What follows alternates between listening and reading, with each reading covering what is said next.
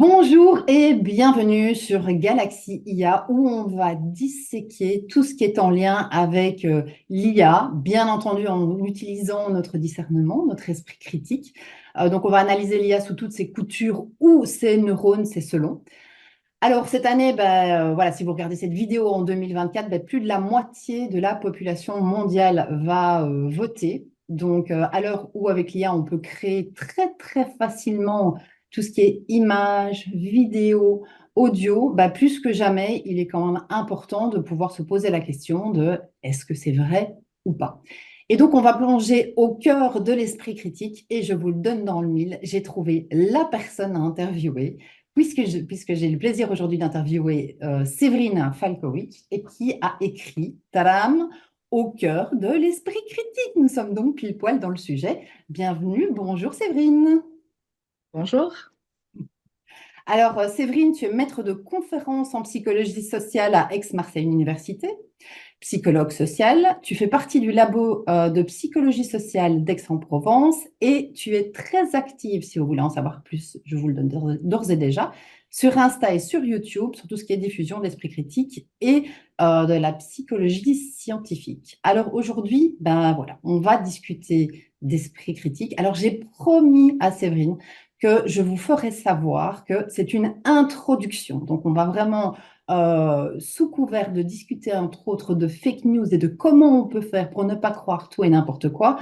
Forcément, ce sera une introduction relativement courte, puisqu'il y a 250 biais, donc on ne va pas tous les voir aujourd'hui pour une question de timing. Donc, on va survoler en tout cas les. Alors, je n'ose même pas dire les principaux, parce qu'ils sont tous quelque part importants, mais en tout cas certains biais pour mieux comprendre comment ne pas nous faire avoir par ce qu'on voit. Et donc, on commencera par une question relativement simple. Qu'est-ce que l'esprit critique, Séverine? Mm. Alors, l'esprit critique, déjà, nous pensons tous en avoir parce qu'on se dit qu'on est capable à peu près de juger de son environnement en faisant appel à son bon sens, à sa subjectivité. Or, ce n'est pas le cas. Il faut vraiment se méfier de nous-mêmes. Euh, Pourquoi? Parce que si on regarde par la fenêtre, tout simplement, on aura le sentiment que la Terre est plate. Donc, c'est tout bête, mais la méthode va faire toute la différence. Et à l'échelle individuelle, nous ne sommes pas capables de mettre en œuvre des méthodes qui nous permettent de bien déterminer ce qui est vrai ou faux. Donc, il y a quelques trucs qui marchent, mais globalement, en fait, on se trompe vraiment très, très souvent. Donc, qu'est-ce que c'est exactement que l'esprit critique? Ça va bien au-delà de ce qu'on pourrait penser. Il s'agit déjà, quand on s'intéresse à une question donnée, de maîtriser des contenus sur le sujet, des contenus spécifiques. Mais pour ça, du coup, il faut être capable d'aller chercher des contenus qui sont, on va dire, les plus justes. Par exemple, comment déterminer ces contenus-là? Eh bien, il y a un outil dans le champ de la pensée critique qui peut nous aider, c'est ce qu'on appelle l'échelle de niveau de preuve. Euh, sur quel type de preuve peut-on s'appuyer? Au départ, on va dire qu'il pourrait y avoir ce qui relève tout simplement de notre subjectivité. J'ai l'impression que ça, c'est mieux que ça. Donc, je viens de le dire, c'est assez limité. Après, il va y avoir peut-être, pourquoi pas, le témoignage. Donc, moi, je peux te dire que telle technique est bonne parce que je l'ai utilisée, elle fonctionne. Ça n'est encore que subjectif, même si c'est un petit peu au-dessus peut-être, hein, d'avoir essayé de tester par soi-même une technique ou autre. Il y a encore autre chose, ça va être, on va dire, ce que les gens semblent en dire plus globalement. Mais là encore, c'est limité parce que nous pouvons être très nombreux à croire n'importe quoi, hein, et puis il y a des effets d'entraînement comme ça. Truc tout bête, hein, mais par exemple, les médecins, en un temps, ont cru collectivement que la saignée était une bonne méthode, en fait, pour permettre à leurs patients d'aller mieux. Donc, ça n'était toujours pas une bonne chose. Ensuite, on arrive à voir les témoignages, enfin, ce qu'en disent les experts.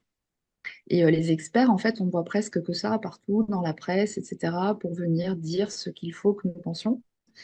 Le problème, c'est que les experts ne sont pas non plus à un niveau de preuve suffisant. Pourquoi? Parce qu'il peut y avoir des experts qui ne sont pas d'accord. Ça ne veut pas dire qu'on doit tomber dans un point de vue relativiste, parce que chacun n'a pas raison de penser ce qu'il pense avec on va dire, légitimité, il y a des experts qui sont meilleurs que d'autres. Et ceux sur lesquels nous allons tomber ne sont pas forcément les meilleurs. Donc, on ne peut pas avoir totalement confiance dans les experts. Ce qu'il faut faire, c'est monter encore d'un cran au-dessus, et notamment quand on est dans un registre de pratique ou dans un champ disciplinaire où on peut trancher, par exemple ce qui relève du scientifique, là, va y avoir les publications scientifiques. Donc là, on a déjà un niveau de preuve qui est supérieur. Est-ce que ça veut dire que toutes les publications scientifiques ont de la valeur? Non. Il y a par exemple ce qu'on appelle des journaux prédateurs. Donc dans ces journaux, on peut publier absolument n'importe quoi dans la mesure où on paye. Et il y a des gens qui le font, même dans le champ de la médecine, ça peut arriver. Donc il faut encore être capable de savoir parmi les différents journaux quels sont ceux qui sont qualitatifs. Voilà. Alors pourquoi d'ailleurs les journaux publiés dans un journal scientifique, ça a plus de valeur que lorsqu'on va s'appuyer sur le point de vue d'un expert?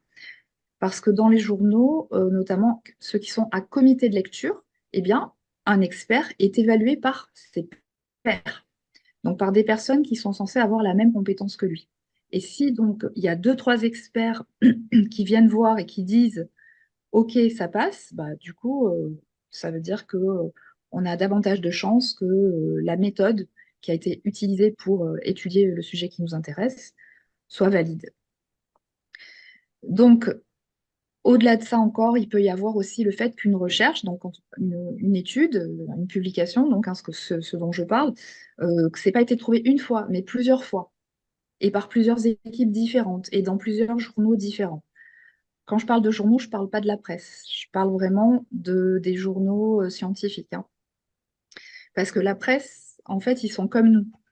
C'est-à-dire qu'il y a des journalistes scientifiques qui font bien leur travail, mais sinon, la majeure partie des journalistes ne sont pas plus calés que nous quand ils font la recherche, et donc ils peuvent mettre en avant des choses qui n'auraient pas dû l'être. Donc, comment on fait pour évaluer, en fait, là encore, des articles, des recherches, etc. Comment les classer les uns par rapport aux autres? Ben là, ça tient aux méthodes employées. Notamment, il y a plusieurs méthodes scientifiques, mais des fois, dans les études elles-mêmes, on va rechercher des biais. Il faut voir le nombre de personnes qui sont passées par les études, si ça a été bien pensé, bien formulé. Donc, il faut avoir là encore des compétences. Du coup, monsieur, madame, tout le monde n'a pas forcément ces compétences. Donc, comment faire? Ben, dans ces cas-là, il va falloir essayer de repérer les entités qui sont vraiment compétentes et en lesquelles on peut essayer d'avoir confiance quand on n'a par exemple pas le temps non plus de faire des recherches aussi approfondies, etc. Donc ça peut être aussi un bon critère. Il faut aller voir aussi du point de vue de ceux qui viennent contredire ce qui est énoncé. Enfin, qu'est-ce qu'on peut entendre dire sur la question pour essayer d'avoir un panel suffisamment large et pas rester dans une niche donnée, en fait, sur un point de vue donné. Donc ça peut être intéressant de s'intéresser au point de vue contradictoire. Voilà. Et dans l'échelle de niveau de preuve, après, au-dessus de tout ça, il y a le consensus scientifique. Euh, Par exemple, le fait de pouvoir affirmer actuellement que la Terre est ronde ou alors qu'on est bien face à un réchauffement climatique. Donc ça, rien que ça, c'est l'échelle de niveau de preuve. Notre subjectivité ne suffit pas. Donc alors, je parlais dans le fait d'avoir de l'esprit critique, de maîtriser un certain nombre de connaissances. Et là, du coup, j'en ai parlé aussi en même temps. Du coup, on voit bien que pour être capable de hiérarchiser tout ça, de faire du tri, il va aussi falloir développer des compétences. Des compétences méthodologiques, des compétences, on va dire aussi épistémologiques. Être capable, les différents arguments, de savoir s'il est juste de les articuler ensemble ou pas. Il peut y avoir des modes de raisonnement, en fait, qui ne sont pas justes alors qu'ils ont toute l'apparence de la raison, qui sont des modes de raisonnement qui nous paraissent totalement logiques. Donc, ça fait référence du coup à quel type de compétences, ces compétences dont on a besoin. Ben, déjà, par exemple, savoir de quelle manière nous traitons l'information. Il va y avoir du coup ces fameux biais cognitifs dont on entend souvent parler en ce moment. Donc, il y en a plus de 200. Il y a également aussi, du coup, des compétences dans le champ de la rhétorique à développer. Donc, la rhétorique, ça va être, par exemple, le fait de connaître les pièges de raisonnement dans lesquels nous risquons d'être pris. Si je ne devais donner qu'un exemple, ça serait peut-être le fait de se dire, bah, on entend qu'il y en a qui disent ça d'un côté, puis les autres disent l'inverse. Il doit y avoir un peu des deux. Bon, eh ben, ce raisonnement-là, il est totalement faux parce que bah, des fois, ceux qui s'expriment en étant sur un point de vue extrême, c'est peut-être eux qui ont raison. Donc, il faut vraiment se méfier de ces réflexes que nous avons et il y en a plein. Donc, hein. Dans ton livre, il y Euh, en a vraiment plein que vous abordez, donc vous donnez vraiment des exemples hyper concrets, donc c'est vraiment passionnant à lire. Et j'en ai retenu un par exemple, et ça nous amène peut-être à l'une des questions que moi je voulais te poser, c'est en fait dans ce cadre-là, c'est quoi les principaux, ou peut-être donner deux, trois exemples de biais qui fait qu'on a tendance à croire ce qui est faux, parce que c'est vrai que tu donnes toute une échelle finalement de lecture et voilà, par laquelle il faut passer, ou en tout cas les niveaux de prof pour aller chercher des infos, ben, on n'a pas toujours le temps au quotidien de passer par voilà, l'étude de toute une série de documents scientifiques, ni même les capacités d'analyser ni de choisir. On voit par exemple qu'il y a des études qui montrent que les influenceurs qui ont par exemple plus d'1 million de personnes qui les suivent, ben, sont en règle générale beaucoup plus crédibles et poussent à l'achat beaucoup plus facilement, ou les recommandations aussi jouent un rôle. Enfin, donc, on fait confiance à toute une série de choses. Dans ton livre, j'aimais beaucoup l'exemple, je ne sais pas si tu l'as encore en tête, sur les carottes, comme quoi les carottes sont bonnes pour la vue. Je ne sais pas si tu sais peut-être expliquer en fait d'où vient justement cette histoire que les carottes sont bonnes pour la vue. Oui. Alors, peut-être te répondre dans l'ordre déjà. Au niveau des biais, oui, il y en a plein. Donc, pour donner un exemple de biais, il y a par exemple le biais de confirmation d'hypothèse. On a tendance en fait à aller chercher des informations qui vont dans le sens de ce qu'on sait déjà.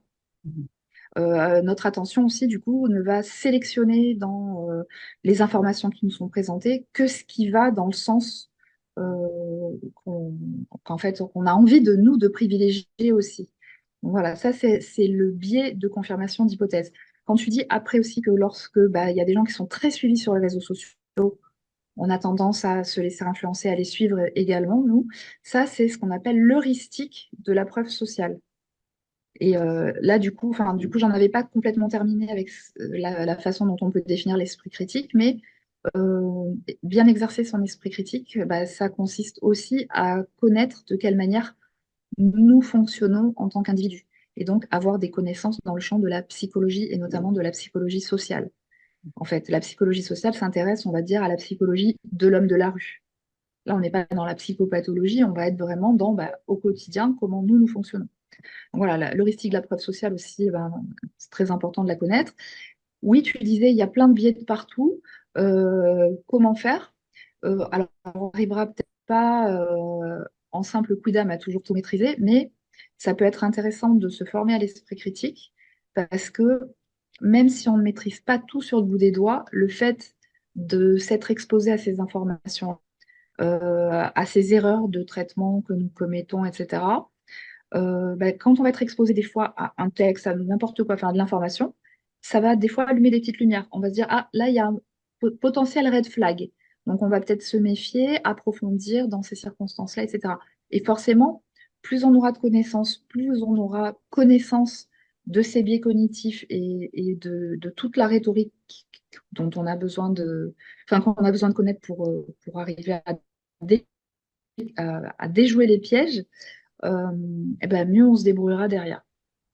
Piège d'ailleurs, le problème, c'est que on a face à soi pas que des gens qui nous manipulent, on a aussi des gens qui diffusent de l'information en toute bonne foi, mais qui se trompent. Parce que de la même façon dont nous, on n'est pas forcément capable de décrypter des erreurs, ben, ceux qui diffusent de l'info vont faire pareil, ils risquent de diffuser n'importe quoi, mais donc en toute bonne foi. Donc dans les deux cas, on va parler de pensée fallacieuse. Ça paraît se tenir, mais en fait, le raisonnement est faux. Et donc, quand les gens vont nous manipuler, on va parler de sophisme, et quand ils seront bien intentionnés, on parlera de paralogisme. Et en même temps, Les carottes. Ouais, juste avant les carottes, pour rebondir sur ce que tu dis, en même temps, on est tellement dans une ère de l'information où l'idée c'est d'être à la pointe de tout et faire passer l'info, qu'en fait, et justement, t'en parles dans ton livre, c'est qu'il y a une étude qui a été réalisée où il y avait un titre qui était voilà, un bon titre et un titre qui peut intéresser toute une série de personnes et on voit que les personnes partagent l'article en question, sauf que ben, on voit qu'ils l'ont pas du tout ouvert parce qu'en dessous du titre, il y avait, c'était un texte en latin, style Lorem Ipsum. Donc, c'est aussi hallucinant de se dire, bah, tiens, on veut tellement être à la pointe et on est tellement, enfin voilà, tout est tellement rapide qu'en fait, tu passes des infos sans même savoir de quoi ça parle. Et donc, je trouvais cette étude vraiment, vraiment hyper intéressante, quoi. Donc, les carottes. Ouais. Posons les carottes. Oui, juste pour rebondir par rapport à ce que tu dis, c'est qu'effectivement, de manière globale, en fait, on a vraiment tout intérêt à questionner les fondements. C'est-à-dire qu'à la fois nous-mêmes, quand on diffuse de l'information, s'assurer du fait que l'information qu'on diffuse, elle est assise sur des bases solides, et quand on la reçoit, pareil. Aller voir dans le détail qu'est-ce qu'il en est, et même admettons qu'il y ait la citation d'un article scientifique. Là encore, ça ne veut rien dire. Je donne un exemple, hein. Si on dit bah, nouveau traitement pour l'Alzheimer, merveilleux, etc., on lit ça dans la presse, et puis admettons qu'il nous donne une référence, parce que ça n'est pas toujours dit, bah, quand on va voir la référence et qu'on voit qu'en fait c'est une étude qui a été faite sur 6 souris de laboratoire, au niveau de la généralisation, de la conclusion qu'on peut en tirer, il y a un écart assez important, hein. Voilà. Alors pour la question des carottes, bah là c'était donc pendant la Seconde Guerre mondiale, une tentative de manipulation de l'armée anglaise face à l'armée allemande. En fait, ils avaient développé une technologie dans les avions qui permettait de faire des repérages au sol, etc. Un Et radar. ouais, voilà, exactement. Et pour cacher en fait l'existence de cette technologie aux Allemands, ils ont fait croire, et ils ont même diffusé ça auprès de leur population, que les carottes permettaient d'améliorer la vue. Pour que les Allemands puissent supposer que si les Anglais avaient arrivé à bien atteindre leur cible, c'était lié à la consommation de carottes et n'aillent pas chercher autre chose. Voilà. Moralité, toujours des carottes.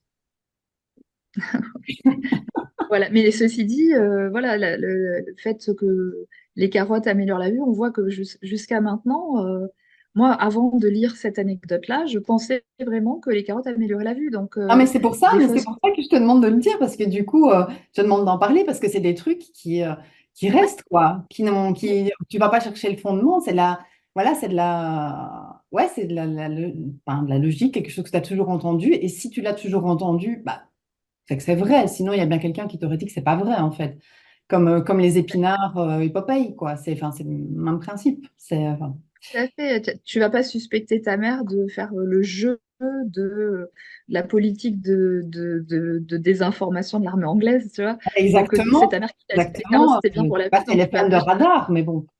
Et d'ailleurs, on se fait souvent, du coup, influencer par les personnes en lesquelles on a confiance, nos proches, etc. Enfin, et là, tu vois, tu dis que tu l'as toujours entendu, bah, ça, c'est l'appel, ça peut être à l'ancienneté, à la tradition, enfin, il peut y avoir plein de trucs de ce genre aussi dans les biais cognitifs. Et voilà, donc, c'est, ouais. Et parce que moi, finalement, c'est vraiment ce qui m'intéresse. Voilà, on l'a vu ici, enfin, il y a 250 biais, il y a vraiment beaucoup, beaucoup. C'est très riche, hein, l'esprit critique quand tu plonges dedans. Et c'est plutôt pour moi un espèce d'automatisme à avoir. Et tu l'as dit tout à l'heure, hein, c'est quand tu lis quelque chose, avoir un red flag. Et c'est vraiment l'une de mes questions. Et je pense que c'est, disons, mon rêve et mon ambition, en tout cas, si pas juste pour cette interview, ben, tout court, globalement, je pense, dans cette réflexion de discernement, de questionnement, qu'est-ce qu'on peut mettre en place, selon toi, pour avoir ce réflexe? Parce que très souvent, effectivement, tu as l'information et en fonction de la source, en fonction du nombre de personnes qui la suivent, en fonction de ce que tu as toujours entendu, en fonction de c'est un ami qui te le dit, souvent, en fait, mais tu crois ce qu'on te dit, en fait, tu ne remets pas forcément en question, parce qu'une vie où tu remets tout en question tout le temps, ben, c'est fatigant aussi. Et donc, par rapport aux infos, parce que c'est un peu la thématique du jour, par rapport aux fake news, à ce qu'on voit passer sur les réseaux, etc., comment est-ce qu'on peut mettre justement ce déclencheur en place qui nous permet juste d'apprendre à avoir cette, tu vois, ce petit déclic, ce petit OK, mais peut-être je devrais valider l'info. Comment est-ce qu'on, sans se laisser Bah, aller, porter, juger et autres, comment est-ce que, voilà, est-ce qu'il y a un truc, je j'en pense sais rien. qu'il faut vraiment, de la même façon dont on va se former, je ne sais pas moi, en français, à la conjugaison, à l'orthographe, etc., il faut se former à l'esprit critique. C'est pas juste en ayant deux, trois petites infos qu'on arrivera à bricoler quelque chose et à se débrouiller vraiment. Parce qu'en fait, euh, après l'exercice de l'esprit critique, il passe par le fait de maîtriser un certain nombre de réflexes. Alors, il y a ses connaissances et il y a ses compétences, mais le problème, c'est que si on n'en maîtrise qu'une petite partie, on peut retomber dans d'autres pièges. Je vais donner un exemple. Exercer son esprit critique, ça consiste à questionner les fondements et donc à douter. Mais le problème, c'est que si on doute, mais qu'on n'a pas les outils pour ensuite être capable de bien hiérarchiser les différentes informations, on peut tomber, par exemple, dans le complotisme. Euh, et quand on regarde les personnes dans un domaine ou un autre, parce que ça n'existe pas une personne qui est totalement complotiste, hein. Il y a des gens qui vont adhérer à des théories du complot dans un champ, pas dans un autre, et inversement, etc. Eh bien, en fait, les personnes qui, comme ça, peuvent avoir des tendances complotistes, elles ont des qualités qui vont dans le sens de plus d'esprit critique. Mais bon, voilà, par exemple, la curiosité. Là, je peux parler effectivement des dimensions de personnalité qui vont permettre de favoriser l'esprit critique. Donc, la curiosité. Donc, les complotistes sont peut-être un peu plus curieux, mais du coup, hop, ils auront été chercher de l'info, mais ils se seront aussi exposés dans le tas à beaucoup d'informations fallacieuses. Et s'ils ne sont pas capables ensuite de savoir quoi faire de cette info, eh ben, ils vont tout simplement être influencés. Donc le doute, c'est un point fort de l'esprit critique, mais ça ne suffit pas. D'où le fait de connaître aussi les éléments enfin, complémentaires dont on a besoin pour exercer son esprit critique. Alors je peux continuer sur la question de la personnalité. Tu as le goût de la vérité.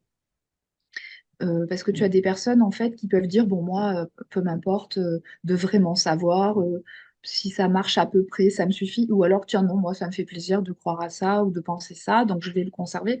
Ça c'est dommage, ça ne favorise pas le fait de bien penser. Euh, Pourquoi le goût de la vérité aussi? Parce que si on met la vérité au-dessus du reste, même au-dessus de son militantisme par exemple, ça permettra de reconnaître peut-être quand on a tort et de changer de position pour choisir les positions les meilleures. Donc, dans son échelle de valeur, le goût de la vérité, c'est quand même très important.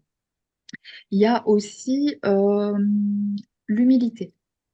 Donc là, il y a deux types d'humilité qu'on peut distinguer. Il y a par exemple ce qu'on appelle l'humilité épistémique. C'est la capacité à remettre en question ce que l'on sait.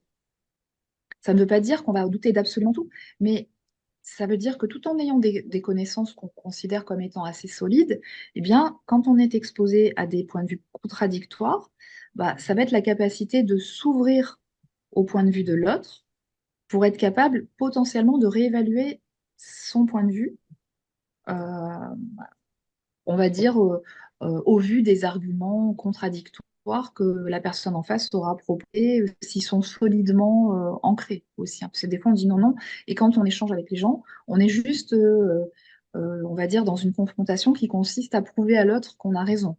Et est-ce qu'on est suffisamment à l'écoute de l'autre? Et justement, cette question de l'écoute, ça renvoie au deuxième type d'humilité, à l'humilité, à une humilité relationnelle. Et là, cette fois-ci, il s'agit, on va dire, d'aborder la relation en essayant de se détacher de soi, de se décentrer de soi vers l'autre, mettre de côté ses stéréotypes, ses préjugés, ses opinions, etc., pour s'ouvrir à ce qui est dit. Hein, là, c'est une forme d'empathie aussi. Et en quelque sorte, l'idée, c'est de donner à l'autre la possibilité d'avoir raison. Hein, voilà. Donc, cette humilité-là, elle nous permet d'être capable d'intégrer la nouveauté et il faudra donc jamais oublier que là, du coup, on s'expose à de l'influence. On ne peut pas se contenter de s'exposer comme ça. Là encore, il faut être capable d'avoir des outils épistémologique pour faire le tri, pour se dire oui, ça c'est bon, là non, il y a un problème de raisonnement, etc. Et ça, honnêtement, l'école ne nous prépare pas à ça. Et ça ne s'improvise pas. On peut être très intelligent euh, et se faire complètement avoir. Ça aussi, peut-être, c'est une notion très importante à savoir, c'est que esprit critique et intelligence, ce sont deux choses totalement différentes. Une personne très intelligente, ça sera une personne qui aura un QI élevé. On entend plein de définitions d'intelligence, etc., et notamment dans le management. En fait, non. L'intelligence, d'un point de vue scientifique, la meilleure façon de le définir et une façon qui serait même suffisante, c'est vraiment la mesure par le QI. Donc, et ça se rapporterait, on va dire, à une vitesse de traitement de l'information. C'est-à-dire que vous prenez deux personnes, une intelligente, une un peu moins, face à un problème mathématique, bah allez, il y en a une qui ira un peu plus vite que l'autre. Donc là, la mesure du QI, donc c'est une question de vitesse. Mais du coup, tu peux être très intelligent, mais si tu n'as pas les bonnes connaissances, tu raisonnes sur un petit pool de données, tu vas tirer des mauvaises conclusions. Donc déjà, il faut avoir les bonnes prémices pour pouvoir savoir sur quoi tu dois baser ton raisonnement. Et après, pareil, tu peux avoir plein d'infos, mais te laisser complètement influencer par des choses qui n'ont pas de valeur si tu ne sais pas les hiérarchiser. Et ça peut expliquer la raison pour laquelle des gens très intelligents croient n'importe quoi. Voilà. Donc, faut pas se dire, moi, ça va, je suis très futé, je me débrouillerai mieux que les autres. Alors, par contre, esprit critique et intelligence sont quand même liés pour partie. Mais il y a ce qu'on appelle simplement une faible corrélation positive. C'est-à-dire que bah, forcément, être plus intelligent, ça permet des fois de comprendre un peu plus vite et du coup de mieux comprendre les contenus sur le fond ou sous ces choses-là.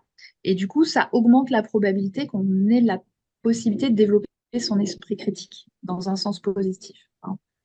Voilà. Et puis après, en termes de personnalité, il y a aussi ce qu'on appelle un faible besoin de clôture. Tu vas avoir des gens qui ont besoin d'avoir la réponse tout de suite. Ça, c'est pas un bon signe pour l'esprit critique. Avant de se positionner, c'est bien d'être capable de dire, bon, bah, je vais prendre le temps au moins d'analyser les infos, etc., quitte à être un peu dans l'inconfort pendant un temps. Mais voilà, donc c'est mieux en fait d'être capable de différer euh, son jugement, hein. Prendre un peu plus de temps pour bien tout analyser. Il y avait aussi un fort besoin de cognition, donc, qui va favoriser le fait de développer son esprit critique. Donc, du coup, ben, pour favoriser finalement l'esprit critique ou le questionnement dorénavant, quand vous voyez une image, un audio, une vidéo que vous lisez, que vous entendez, peu importe, ben, l'idée c'est de savoir, de vous poser instinctivement en fait la question, est-ce que je suis sûre finalement de ce qui est dit de la source, enfin, au moins d'aller creuser un petit peu si vous voulez en savoir plus plutôt que véhiculer quelque chose qui potentiellement est erroné. Bon, après, il y a la question de la réalité, donc on ne parlera pas aujourd'hui, mais l'objectif, c'est à la fois, l'idée, c'est de pouvoir systématiquement vous dire, est-ce que je suis sûre de ce qui est dit, est-ce que la source est sûre, est-ce que, donc de pouvoir ne pas hésiter à les creuser. Et ben, de cultiver finalement, si vous êtes parent et que vous vous demandez un peu, parce que je croise pas mal de personnes effectivement, donc on sait que l'Europe, on a fait une priorité d'esprit critique. Beaucoup de parents en tout cas à qui je parle, entrepreneur ou pas d'ailleurs, disent ah, ça devrait être enseigné à l'école. Donc voilà, l'une des choses que vous pouvez faire pour faire en sorte d'améliorer en tout cas ou de cultiver l'esprit critique pour vos enfants et vos ados, c'est probablement aller chercher tout ce qui est, entre autres, curiosité, hein, les faire réfléchir enfin, aux questions, aller chercher l'info et en faire vraiment un jeu. Alors moi, je le fais beaucoup avec mon fils et ça marche très bien. Donc tout passe toujours mieux par un jeu. Alors, Alors, par contre, juste, je t'interromps sur un point, c'est quand tu dis aller questionner, euh, que tu as dit, je crois, intuitivement, mais justement, faire attention parce que on ne peut pas, je pense que c'est assez compliqué de savoir ce qu'il y a derrière l'esprit critique si vraiment on ne va pas essayer de se former, mais explicitement. Tu vois, par exemple, quand je te disais tout à l'heure, hop, appel à la tradition, ou appel, le fait de savoir ces choses-là, à quoi ça réfère, bah, quand tu les vois, tu arrives en les identifiant, à les nommer, et là, te dire, il se passe quelque chose. Et donc, pareil, parce que sinon, on passe à côté c'est plein de choses. Donc, on arrive à ne voir vraiment que ce qu'on a déjà identifié en amont. Donc, voilà, enfin, c'était juste ça, le fait de dire, faut se méfier de soi-même, faut pas se surestimer. Là, ça relèverait vraiment effectivement d'un apprentissage. Alors, il faudrait que ça soit enseigné à l'école, mais les adultes, on en fait quoi? Ils sont déjà passés par l'école. Donc, pareil, il faudrait, en fait, je pense, aller se former. Voilà. On peut pas, on peut juste, Donc, ça serait, former au moins aux principaux biais pour comprendre un peu ce qui revient. Parce qu'en fait, on consomme souvent de l'information aussi de la même manière. Enfin, donc, il y a plein de biais qui sont liés à l'information, à nos proches, etc. Et donc, sur les 250, ben, l'objectif, c'était pas de connaître les 250, mais au moins les grosses catégories et de voir comment on peut être influencé. Je pense que c'est moi, en tout cas, ouais. mon objectif, c'est vraiment de pouvoir, ne fût-ce que avoir ce déclic en se disant, attends, est-ce que je suis sûre de ça? Est-ce que ça me porte ou pas? Est-ce que je Mais suis il sûre? n'y a pas que les biais non plus, tu vois. Parce que si tu te dis, bah là, il y a un biais, et tu te dis donc l'information est fausse, bah, tu peux aussi avoir au niveau, par exemple, dans les méthodes, il y a ce qu'on appelle l'erreur sur l'erreur. Ça va Mhm. être le fait de rejeter une position qui est juste, tout simplement parce qu'elle a été, par exemple, mal argumentée. Mhm. Tu vois? Donc là aussi, en fait, il faut vraiment arriver à... euh, ouais, c'est tout un ensemble de compétences. Et après, ça implique aussi le fait, j'ai envie de dire, de le faire un peu en permanence. Parce que tu ne peux pas te dire, bon, là, je m'y mets, puis après, non, enfin, tu vois, pour savoir ce que tu engranges et faire en sorte d'engranger des informations de qualité, l'idée, ça va être d'augmenter petit à petit son niveau d'expertise et d'acquérir des réflexes. Voilà, enfin voilà, juste le questionnement ne suffit pas, sinon tu vois, ça renvoie à la question du Moi, c'est but. vraiment un premier déclic parce que tout le monde, voilà, tout le monde ne va pas, après cette vidéo, se dire, tiens, bah, ok, maintenant, moi, je vais étudier les 250 biais, l'erreur sur erreur et l'esprit critique à fond les ballons. Moi, si derrière ça, pour cette année, en tout cas, c'est vraiment, alors, pour toutes les années, et je pense que c'est une façon de fonctionner qui me semble important de questionner, de comprendre, d'aller chaque fois plus loin. Maintenant, moi, par rapport voilà, à cette vidéo, mon objectif, c'est vraiment bah, que les gens se disent, bon, bah, ok, j'ai pas le temps de faire un doctorat, je laisse l'esprit critique de côté, mais plus de se dire, OK, comment au quotidien je peux cultiver ça et faire réfléchir mon entourage, mon environnement, ma famille, mes amis, mes enfants, pour que quel que soit ce qui soit consommé, et on le voit, ça n'a jamais été aussi facile avec l'IA, de créer, alors des outils extraordinaires, il y en a toujours eu, mais là, on sait d'une facilité déconcertante, mis absolument et totalement entre toutes les mains. Et donc, quand je parle de questionnement, c'est pour moi, si on peut avoir ce réflexe de dire, est-ce que ce que je vois est vrai? Alors cette vidéo aura fait son taf, tu vois? Et donc, c'est de comprendre ce qu'il y a derrière et de se dire qu'il y a forcément, tout comme il y a des paliers de preuves, bah, pour moi, il y a des paliers de mise en application, de questionnement, d'esprit critique, jusqu'à que ça devienne un ADN, une passion et qu'elle soit complètement intégrée. Ouais. Quand même vraiment en avant ton livre parce que sincèrement, il est hyper bien écrit. Il y a toute une série voilà, de biais qui sont expliqués. Pour plonger en tout cas dans l'esprit critique, c'est une lecture que moi je trouve hyper accessible. En plus, elle est drôle parce que tu as entre autres Monsieur Contradico qui fait voilà, des petits encarts où il explique tout plein d'histoires, de choses qu'on croit, qu'on pense. Il y a un nombre de ressources proprement hallucinantes. Parfois, il y a des pages avec la moitié voilà, de sources, de livres, d'études, des vidéos YouTube.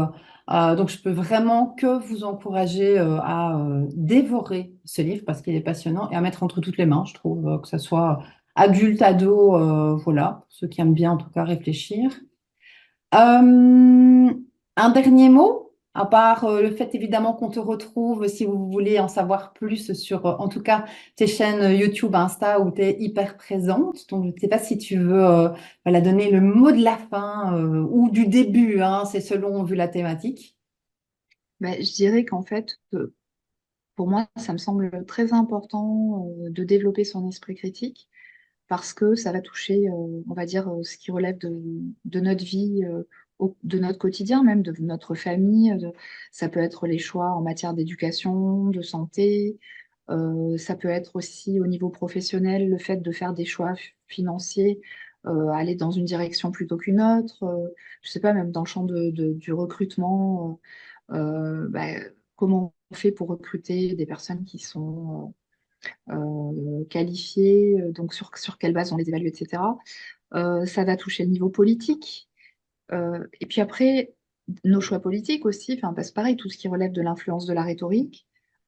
Et après, enfin, comment dire, les fausses croyances, il y en a tellement de partout que bah, si on les laisse se déployer, au bout d'un moment, on ne sera plus capable nous-mêmes de faire le tri. C'est-à-dire que même si là maintenant on se dit, bah, ça va, j'ai du bon sens, bah, si une majorité de personnes se met à croire n'importe quoi, bah, quand on n'aura plus le temps d'aller vérifier, au final, on se laissera nous-mêmes influencer par des choses qui peut-être nous auraient paru aberrantes au départ.